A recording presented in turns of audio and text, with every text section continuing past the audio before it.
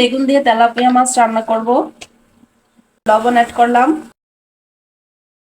হলুদ অ্যাড করছি। বাগারের মধ্যে আমি মশলাটা কষিয়ে নিব। মশলা কষিয়ে এখানে কেটে রাখা বেগুনগুলো অ্যাড করে দিব। বেগুন অ্যাড করে দিলাম।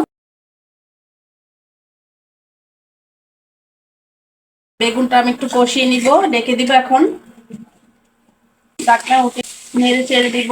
যেহেতু বেগুন তরকারি, এটা খুব তাড়াতাড়ি হয়ে যায়।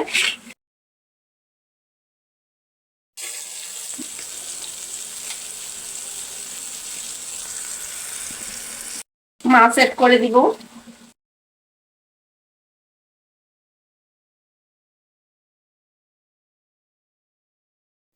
জল দিয়ে দিব। একটু নেড়ে চেড়ে তারপর আবার একটু ধনিয়া পাতা অ্যাড করে দিব। যেহেতু শীতের সিজন, এখানে অনেক বেশি করে ধনিয়া পাতা অ্যাড করলাম। আর একটু বেশি করে ধনিয়া পাতা দিলে খেতে অনেক মজা হয়।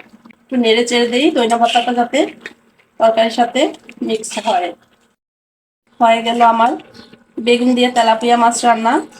আশা করি আমার এই রান্নাটা আপনাদের সবার কাছে ভালো লাগছে।